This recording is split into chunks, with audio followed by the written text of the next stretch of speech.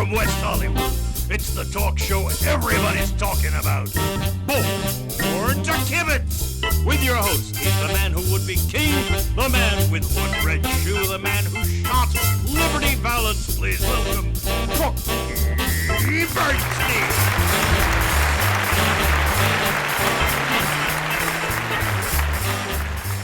Well, hello, and welcome to Born to Kibitz. I'm your host, Corky Bernstein, and thank you so much for joining us and being part of our cable TV family of viewers here in plush new studios of West Hollywood Public Access TV. And I'm so thrilled to be in our new location. I feel like Hugh Hauser on PBS. God bless him and rest in peace. He would look around and he'd say, "Isn't it amazing? Look at these boom mics. Look at this set. Look at it. Isn't it amazing?" And what else can I say about our first guest, ladies and gentlemen, but isn't he amazing?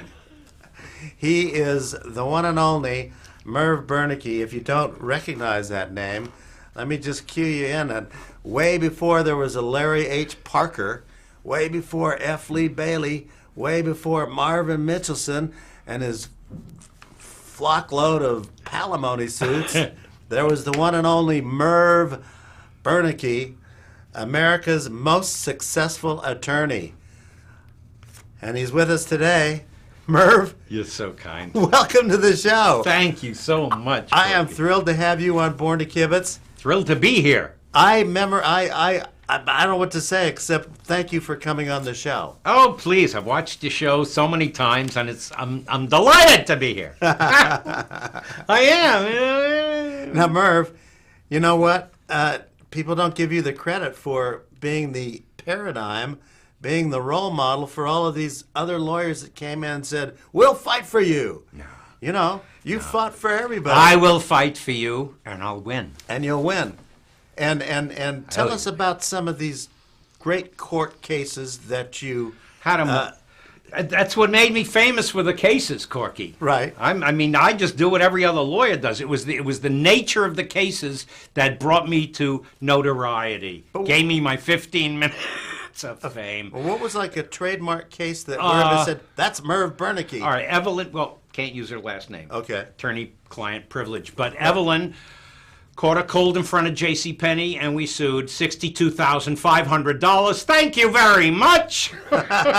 Wow. Yeah. That's good. I had a client, a sonic boom scared the crap out of her. We sued NASA. $500,000. Thank you.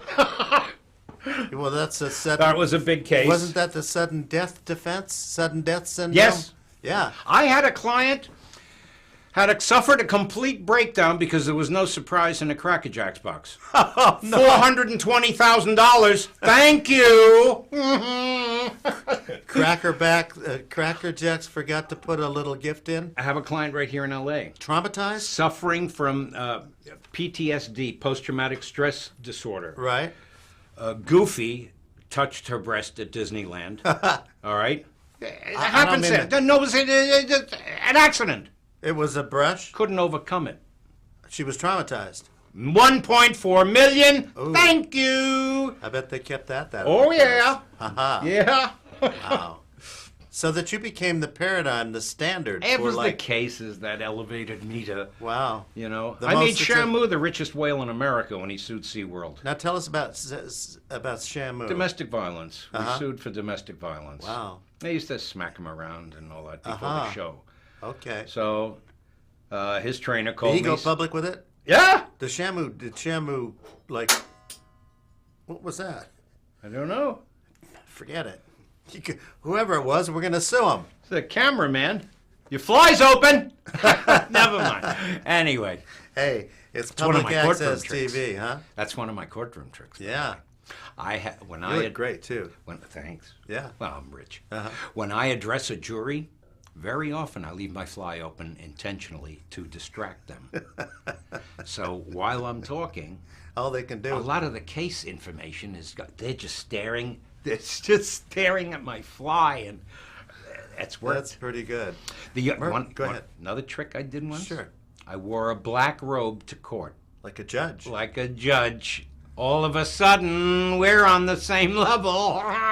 He didn't like that. Aha. He was a mean SOB judge. Oh, mean. Now, how did you get into the business? Where did you go to college? Why did you want to become an attorney? Well, as a kid, I sued my own parents for invasion of privacy, and it was a small award, $3,200, I think it was, but I won. Wow. I won, yeah.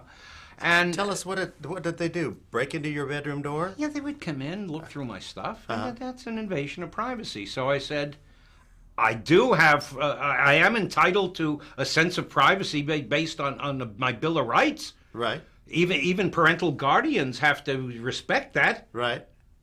Did they catch you in an embarrassing moment? No. Okay. Well, they could have, but $3,200. Dad never walked in the room again.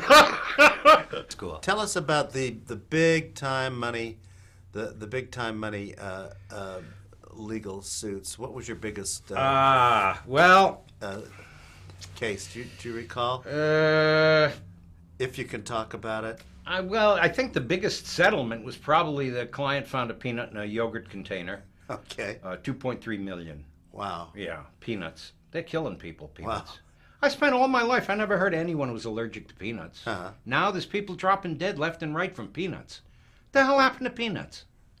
Well, I have a case going on now, which is... I was going to ask you. Fascinating. Okay. Woman is suing Pfizer Pharmaceuticals. Took Viagra, couldn't get an erection. Ha! So Pfizer said, well, it's not for women. Oh. She said, where does it say that on the box? Hello. Hello. She's going to be wealthy very shortly. She's going to be wealthy and she's going to be hot. Yeah. Yeah. I had a client put a pair of pants into a washing machine. They shrunk. She got cancer of the spleen. Oh, no. Mm-hmm. From pants. Wow. I have a client right now who is allergic to Joan Rivers. We haven't sued yet. We haven't filed papers yet, but we're any day now. And they can make an actual case out of that? She just hears Joan's voice. And hives. Breaks out in hives? Panic attack and rashes? Nausea.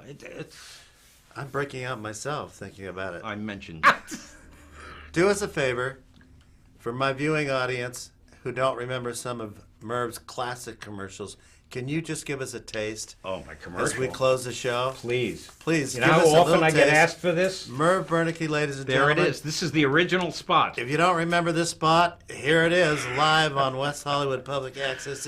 Maybe a slip and fall and you've chipped a bone? Fine with me. Maybe a ruptured spinal column? I'm delighted. Maybe you've lost one of your senses, sight, hearing, or smell, or even just a limb. Nothing would make me happier. That was the commercial I was known for. That personal injury could mean thousands in your pocket, perhaps even millions. I'll sue anyone, and I'll win. And welcome back. I'm your host, Corky Bernstein, and welcome to Born to KIBITZ. If you're just joining us, I am thrilled to have our new offices here, our new in-studio office at fabulous West Hollywood Public Access TV. I feel like Hugh Hauser, rest in peace. Isn't it amazing? Look at this fabulous studio. And what an amazing guest I have, ladies and gentlemen. I met him at a restaurant in West Hollywood, Dantana's to be specific, and he's a legend. He's a legend in West Hollywood and beyond. Well, I wouldn't go that far. Corky. Welcome, ladies and gentlemen, to Clancy, the Thunderstorm, professional boxer. What a thrill it is to have you on my show. Well, it's a pleasure to be here, Corky, really. I just want you to know I haven't been interviewed in quite a while, so I'm a little nervous. Yeah, don't be nervous. I'll try and do my best. Man, you are looking good. Well, thank You're you. looking tough, you're looking sparring, and you're looking... Now tell us about how it is that... Where did we meet? Dantana's. Right. I came up to you, actually, because I told you how much I enjoyed your shows and was wondering why you weren't on public access more frequently. Right. Well, I always enjoy your work. And then we started to talk, and the evening went by pretty quick after a few drinks, I must say. Thank you, by the way. Right. He bought me drinks, Very generous, Corky. Thank you. I appreciate that. Well, that's I owe you. No, no. I do. No, I owe you. I wanted you on the show. Well, I appreciate it. I'm glad to be here. Now tell us about your distinguished past. How many professional fights did you have, and what kind of weight classification were you in? Well, there's a lot of weight classes in boxing. Right. There's, your heavyweight, your cruiserweight, your light heavyweight, your middleweight, your welterweight, your lightweight, your featherweight, your bantamweight, your flyweight. I fought as a paperweight. I weighed less than 90 pounds when I was fighting, when I first started. Okay. Yeah. They really have a category like that, paperweight? I do now. Okay. Yeah. Wow. That's sort of history in itself. And you ask how many fights did I have? I actually only had one complete professional fight. Just one? One fight. I actually was booked for 4, but the first 3 didn't really work out. Okay. But the 4th one, it was a very difficult fight. I fought a fella named Rennie Hammerhead Santoni. Wow. Yeah, he was a brutal boxer. Good boxer. I was a good boxer too. And from my point of view, I think the fight went too long. It went 8 rounds. It was supposed to go 10. It lasted 8 rounds. But by the 5th round, I was cut up pretty bad. Yeah. Yeah. Because, Rennie, he got his nickname Hammerhead because he was always headbutting. And through the first 5 rounds, I got headbutt more than he punched. And he was a vicious puncher, too. So I've got both his head and the punches. So I was cut up pretty bad by the 5th round. The remaining 3 rounds, we traded punches pretty good. Right. But by the end of the 8th round, he was exhausted. I was exhausted, and I don't even remember at the end of the 8th round. But they tell me I was so tired that in the fog of exhaustion, I wandered over to his corner, and I sat down on what I thought was a stool, but it was his outstretched leg, and I broke his leg. So he couldn't answer the bell in the 9th round, and I barely found my way back to my corner, and I couldn't have answered the 9th round either. So they called the fight mercifully. They called it a draw. But it didn't end well for either one of us. He wound up with a broken leg, and I was cut up so bad. I must tell you, my head looked like a big glob of hamburger. It was. I got a picture. I'll show you. Oh, I would love to see that. Yeah, this is interesting. It's inside stuff, from the fight game. Now, I must tell your viewers, though, if you have a weak stomach, you should turn away right now because it's pretty gruesome. That's me.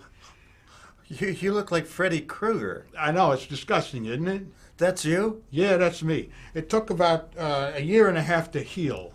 Wow. Yeah, it was a vicious fight. Well, let me see that. Sure. Yeah, sure. Clancy, if you could see a shot of that for our viewing audience. This is what Clancy looked like after the fight. Yeah, it was when I had more hair. You look like I had more hair. Like then. you're available at Ralph's in the meat department. Yeah, I look like I'm about 80% lean there. You really do. Wow. I never thought of it that way, but it's disgusting in any That's event. where the expression "he looks like hamburger meat" comes from. It's got to be like that. Well, I don't show put that to away. everybody, but I feel close to you. Oh my goodness, huh? Yeah. Wow. And so that was your professional fight. That was your one professional fight. It won because that was also my last professional fight. So it was like your first and last fight. First and last, because I thought, I better get out now while I still have a head. Yeah, no kidding. You know what I'm saying? Did people joke you about were there jokes about that when they saw you after, or nicknames about I didn't what see you many looked like? people. I stayed at home I was 7 weeks in the house. I finally came out for air around the 8th week. But it took a year and a half to heal, really. So you didn't get teased, or anybody teased you, like, would you want I didn't let onions anybody with that, see or me. do you want No, ketchup or no. potato My salad? mother would just look at me and go, "Ugh." Ooh. That's all she would do. Oh, and mother's, then she would that's a feed me heartbreaking soup. thing for a mother It to was. see It a was son like terrible that. for her. Yeah? It was very hard on her. Now, did you get? You always were. You as a kid, I've seen poses of you as a kid. Oh yeah, there's Bang, man, the cutest shot. Yeah, that was a little. What was I, like 1 or something? Uh-huh. A few months old. I was very, very little. Was that boxing? Is it in your genes? How does that work? Do Well, you my have genes father, that my father was a boxer. Right. You know. Yeah, he was okay. a very successful boxer. In fact, you know, he trained Charlie Chaplin. I think we have a picture of that here. You know what? I gave him in the studio there. Oh, I left some with the director. So I would maybe they'll love to bring see up that picture. Yeah. I don't So know how you did do that work? He directed him? Yeah, he in certain fight scenes. You know, Charlie was Oh, always technical advisor. Yeah, technical advisor. Oh, I can't okay. think of those Yeah, big words. Well, you you've know. been hit hard. Yes, I have. But it hasn't affected your recall or your memory because you're pretty sharp in terms of remembering the past. Do you have any problems in that respect? I know a lot of bikers. I don't.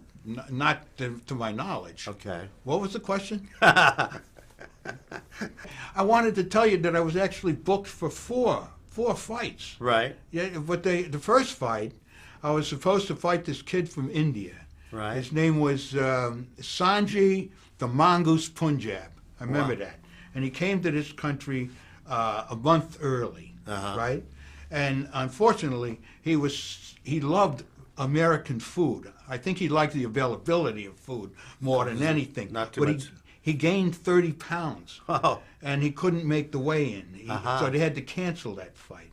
And the second fight was with, I love this guy. He was a terror. His name was Mike Gravestone Walker. Wow. And we were pretty evenly matched. And I took the fight because I thought I could do pretty well against him. Unfortunately, climbing into the ring, I got hung up in the ropes, and I threw myself into the canvas, and it took him 10 minutes to revive me. I knocked myself out just climbing into the ring.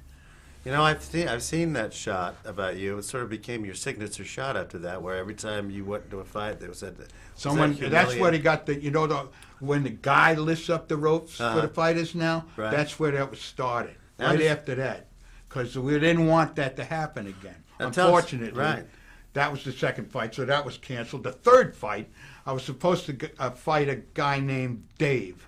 Okay. I remember his name was Dave. Okay. And that was going to be a big fight for me, you know.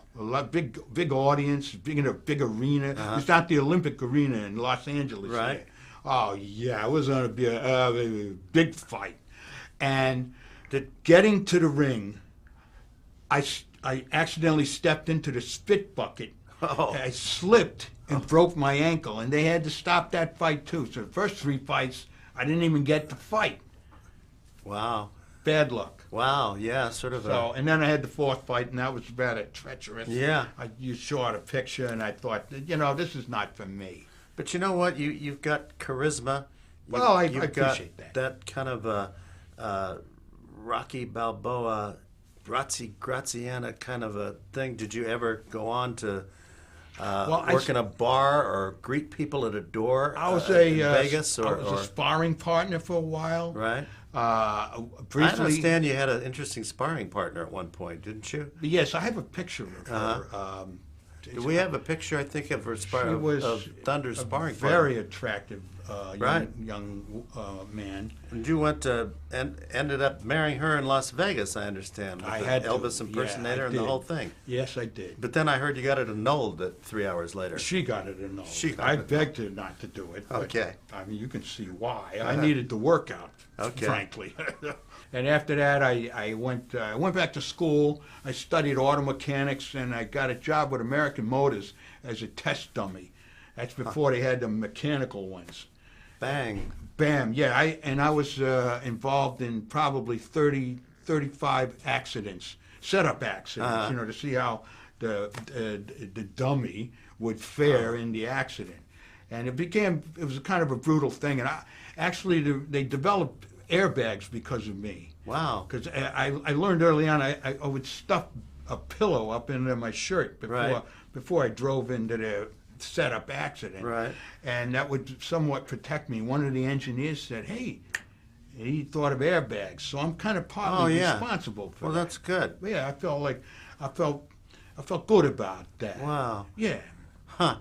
They don't think about that when the people put out of the thing and they take human beings and use them as test bunnies and Well, those were the days then. They didn't have any other way of doing it and Yeah. getting good feedback. Yeah. And I could give them really good feedback. yeah. Oh yeah. But you could have But, used you know, our I'm guest. taking- I'm you could have taking up- used our guest to take them to court on a. Oh, something. Mr. What's his name? Bernicky? Merv Bernicky. Oh. He would have got you some dollars on Do that. you As have a his human card? test bunny. Do you think he's still around? I could That's get a a human. card. Yeah, I can get you his card. Yeah. What was that about bunnies? No, not a test bunny. Test You weren't a dummy. test Oh, bunny? the test dummy. I don't know why I said test bunny. Maybe you didn't. Maybe I just heard that. No, I think you said test dummy.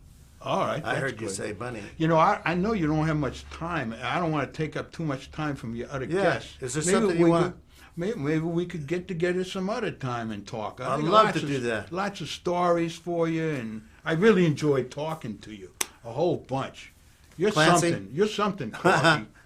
Thank you so much for being part of our show. Well, it's Will my you come pleasure. back and join us again Yeah, for more absolutely. stories? Sure, yeah. For more tales of the tape, ladies and gentlemen. And we'll be back after this word, so stick around. And we're back.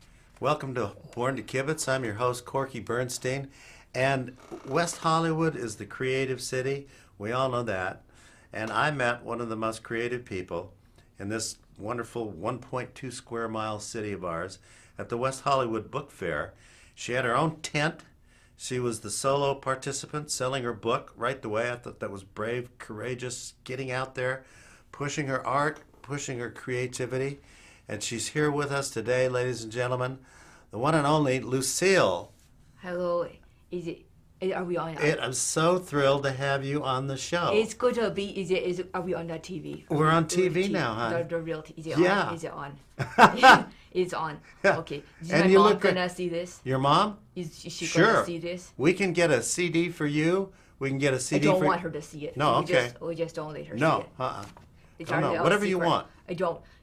It was a big deal for me to come all the way to Los Angeles for the show. For the book show. Where are you from originally? Well, I live in New York now. Okay. In an apartment in Right. New York. And I grew up I grew up with my nanny, and my parents were on holiday a lot, but in the middle of the Midwest. Uh-huh. In the What kind of Midwest. accent is that? You have a Well, sort- that was actually the accent of my nanny. Right. She used a little bit Irish and then the Minnesota. Oh, But okay. actually, my family is from Michigan, Uh-huh. which has nothing like this sound. Oh, okay. Yeah. Yeah, but you have a distinct accent. That's for sure. Well, yeah, because I would only listen to her, and she spoke like this. Oh, okay. So you kind of mimic your, Well, you learn, Early right? We're like influences. we mimic what we and that's hear, how that right? works. Yeah. Like language or But you know, now when I saw you at the in the tent, yeah. you know, you gave out a certain pathos or thing I felt for your sort of vulnerability. There you are selling your book.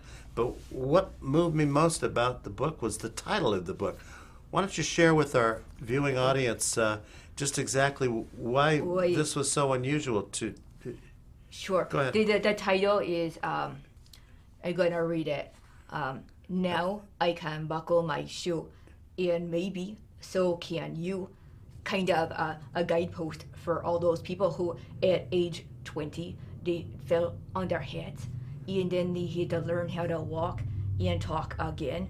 And then maybe that person also grew up in the 80s when they were doing a moonwalking move, which really scared me. And then maybe that person's parents were too busy drinking wine from champagne glasses to notice them. Uh-huh. That's the title. Wow. What a fabulous title for a book. Thank you. Yeah, I did it. Initially, it was just going to be, it was initially just going to be for my therapist, is to my notes. But then I realized that I have this brain injury, and that a lot of people have one too. Maybe 50% of America is brain injured. Brain dead? Brain dead, I think it's higher. I think that's higher, actually. That's not a joke. But I think sometimes I'm in the grocery store and there's like a nothing face, like a face. Like a Like a zombie. pod people? Like a pod? They're all over. Or what is that? Invasion of the pod, Yeah, the body snatchers, the pod people. I don't think that's true.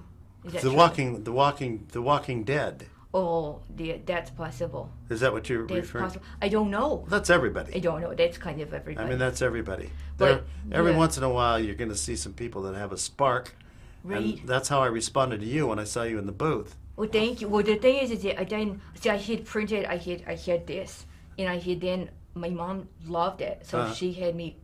I got a computer now in my bedroom. Right. And I can print things, so I can print multiple copies. So I made 2 copies. I made one for my doctor, and made one for my mother. And my mother said, you should put this on the market. Well, that's fantastic, and that's how you got to the West Hollywood Book Fair. That is there. I flew out for this, and I brought my assistant because I'm not allowed to walk on my own. And there I am, and I have this. Now, I see your walker right here. Let's see if we can get a shot of... I don't want a shot of it. I would prefer it's not in the shot. Well, I don't want to... Yeah, no, it's I just. don't want to But I will infringe say on you, something. but I will say te- something about the walker. I will say I something. don't want people to know that you're disabled, but tell us why you use a walker for... Oh, well, I have ataxia, which is after the... Ataxia? Ataxia. I have also dry mouth, but it's a separate issue. But yeah, I have ataxia, which means that I have trouble balancing. And so I think I might be one of the only 30-year-old women out there with a walker. Wow, okay. But you have to say something, which is in my book, which is that when they make the tennis balls and they use them on the bottom of the walker because you wear the bottoms out really fast, they need to make bitter colors because when you are going to, let's say for me, I go to very nice teas sometimes. All right. And then you do not want to wear green fluorescent tennis balls on your walker. Listen, you don't have to worry about that in this town because in this town you can get away with anything. Orange true. tennis balls, Day-Glo tennis balls, nobody cares. That's true. That's why this is where all the the gay men. This is where the and game gay is. women, which I love. And tell us yeah. about you. We have a couple minutes, and I want to let the people know that this book is also a compilation of letters that you've written. There are some letters because there's. And I want to show people that you're passionate about, how passionate you feel about issues that most people wouldn't even care about. Wait, I don't know. And I was wondering, could you read us a sample of a couple letters that you wrote and give us a little? Let me see. Well, for example, I think that every letter is a love letter in a way. Okay. First of all, so let me read one. This is one that I got from the postal service. So I responded, Okay. Dear Postal Service, I really like my old zip code 10021, and I'm not happy they are changing the 21 to 75. Oh. 21 is a good number. Uh-huh. 2 plus 1 is 3, which is not a lonely number. Oh. And then I said, please send me 142 stamps so I may inform my friends and associates of the change of address. XO, Ms. Marshall. Oh, that is good. It's good because you want to let them know that there's maybe a connection. You never know where a connection comes from. And you have such a conversational tone about you in your correspondence that brings people in. It's sort of a natural conversation. Give us another letter. example. Do you want a long one or a short one? How about a short one because we gotta Or go to commercial This break. is okay. This is one. I say this. Dear chicken of the sea, there are not enough sardines in the can. What are you thinking? Counting the fish in the tin is a job I'd be good at. You should take an opportunity to hire people with brain injuries to do that job. Really, I take it personally. I worked in a linen store once for 2 days, but who can fold it fast? Oh. A lot of people can count fish. Sincerely, XO, Ms. Marshall. Wow. So yeah, but you can talk about serious things and not so serious. Like if the road isn't flat enough, I wrote a letter to the roads commission to say, please flatten the road. And I said, I'm a 30-year-old woman with a walker, and I said, what if I was 108 years old? Exactly. What if I was that old? How would you do it? You can't do it. Lucille? Is it time to go? I don't want to go. I want you to come back to the show. Is this I want a you nice to take hand? care of your it's walker. a nice hand. I like the hand. I want you to come back. Oh, is it good? And I'm looking forward to helping you out with this book sale of yours. Really? Hey, you know what they say? What If do it they helps say? one person, then It helps one it person. helps a lot of people. So stay tuned, and we'll see you soon. Are you dating anyone? No, that was a true question. Are you dating anyone? That's Are you? on the market? I don't date my guests, but Really? Not ever? if there's an exception, you're the one. Really? Yeah. I live in New York City. Well, we can. Are we on the air still? Is it on the air? Sorry. Cut it down. Yeah, sorry.